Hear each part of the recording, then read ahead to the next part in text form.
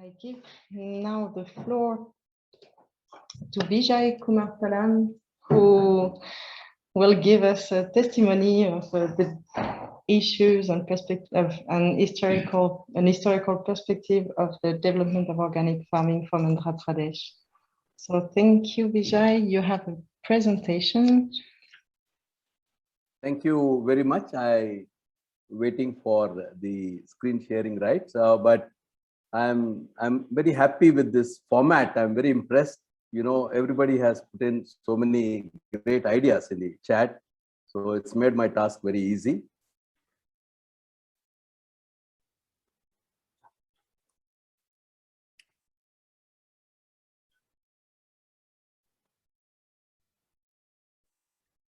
Am I audible and the slides are visible? Please, can you let me know? Yes, it's perfect. Okay, thank you very much. And I'm grateful to INRAE, I hope I have pronounced it correctly, for this opportunity.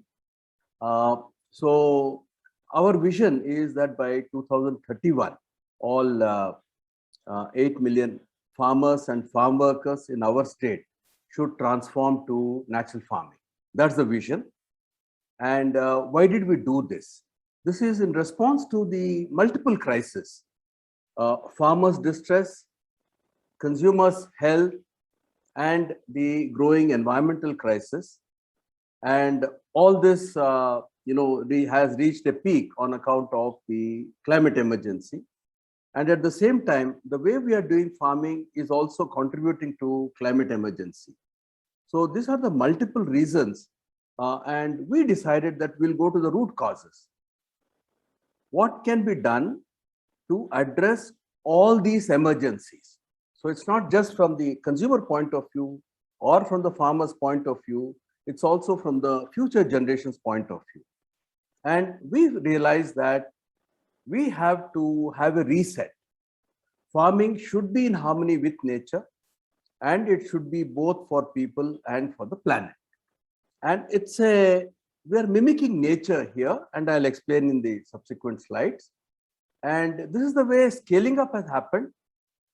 We started the program in 2016, but this was preceded by about 9 months of discussions, consultations. And Andhra Pradesh is one of the states with very high consumption of chemical fertilizers and pesticides. And after 5 years, we are able to increase the footprint from to 28% villages in our state and 10% of the farmers.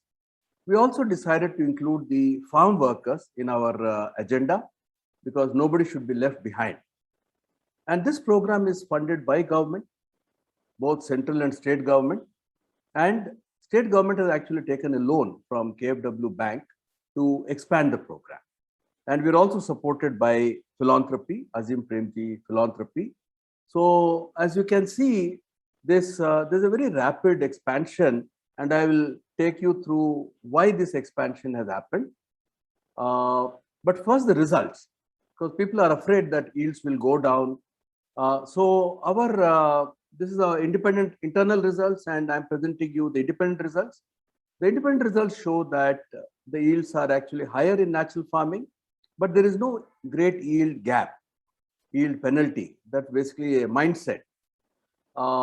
Costs come down very significantly, and net incomes are very favorable for farmers. And paddy is our most important crop. Almost 1/3 of the area is under paddy, and paddy farmers could get a net income increase of 60%. So there's a strong economic argument for the farmers transitioning to natural farming. And there's also a resilience dimension. There's a huge resilience to floods through this transition. And in addition, there's great improvement in biodiversity, soil health, water conservation. So it's a win-win-win on multiple fronts. Now, in spite of that, why has it not scaled up in rest of the country, rest of the countries? And what are those levers? What are those different factors? First, we must acknowledge the fact that there is a mindset issue. I believe that there's been a chemical addiction. over the last 60, 70 years. And farmers are told that, without using synthetic chemicals, you can't grow crops. Then there's a problem in taking it to every farmer, supporting farmers for the full transformation, and how do you make it self-sustaining? So in Andhra Pradesh, we have identified the following, you can call them levers. One is the government support. So government support is critical for scaling up, for resources, for advocacy. Knowledge, I'll take you through some few slides, but this knowledge is in harmony with nature. It is both indigenous knowledge combined with modern science, and it's iterative. Then the most important factor at the grassroots level has been our investment in the women self-help groups and their federations, and a farmer-to-farmer extension system. So that's why I mentioned here the critical role of social capital and human capital, and the support systems put in place to do the hand-holding through the transformation. And partnerships play a very important role, and continuous learning from various levels also has been the key for catalyzing these changes. I'll go through the remaining slides very quickly. So in terms of knowledge, we follow the universal principles of natural farming, and essentially to maximize the covering of soil with diverse crops, 10, 15, 20 diverse crops. So it's completely antithetical to the conventional monocropping model. Then integrating animals into farming and use of biostimulants. And that is something very important in Indian agriculture, which is reduce the transition period. So this is our example of having polycropping throughout the year. These are biostimulants. This is seed coating, microbial seed coating. This is a soil amendment, soil application. This is again a bioinoculum, cow dung, urine, handful of uncontaminated soil. This is a liquid inoculum, and collective preparation, and botanical pest management practices. And these are very easily understood and practiced by farmers. We have more than 800 videos, 6 to 8 minute videos, which help them to understand these practices. And there's been one very important breakthrough, technological breakthrough, which I think is very important for most of the countries. And thanks to innovation in natural farming, we are able to ensure that through natural farming, we can actually harness water vapor for crops. And that is the way we are restoring degraded lands. So this is one example of a farmer who she has been able to restore her degraded land. Land was lying fallow for about 8 years. And our target net income for such farmers is that they should earn anywhere 3 to 4 times that of the neighboring farmers who are practicing conventional agriculture. So this women's self-help group movement, which started 20 years ago, is the critical one. So we have women collectives where 90% of women in Andhra Pradesh, in rural Andhra Pradesh, are organized into self-help groups. 8.7 million women are organized, and this is our core strength.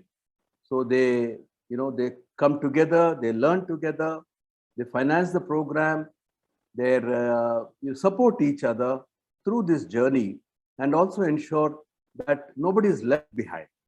The most vulnerable are the landless poor. So the self-help group ensures that they are part of the program.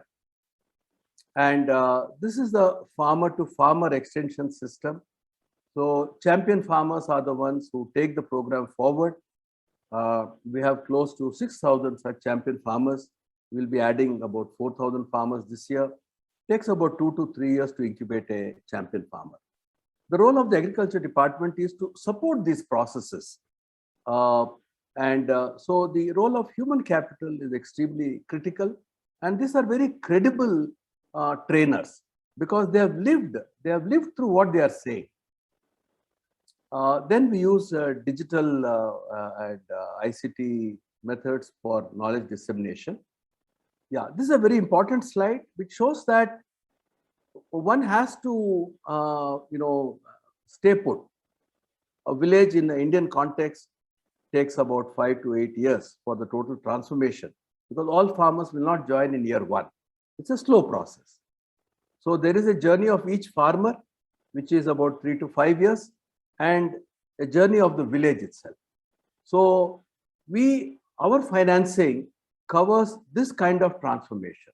So we're not offering any individual subsidies for farmers to make the transition. So that's again very unique. And these are the different scientific collaborations. I'm happy to inform you that CIHAD is our partner, FAO is our partner, and both of them are present in the workshop today, and Sophie and Bruno Dorin. So Walter Yana from Australia is the one who inspired me to work on harnessing water vapor from nature, water vapor from the air for irrigation. I just have to conclude because we're running out of time, but essentially we need to look at multiple capitals to transform this program. And so in our case, the social capital, human capital has come together to give a very beneficial impact on the natural capital. And for organic farming, we should not look only from a consumption dimension. There is the farmers' welfare, the welfare of the planet, and welfare of everyone. So I have to conclude here because of time is over, and thank you very much. There's much more to say, but due to paucity of time, I had to stop here. Thank you very much.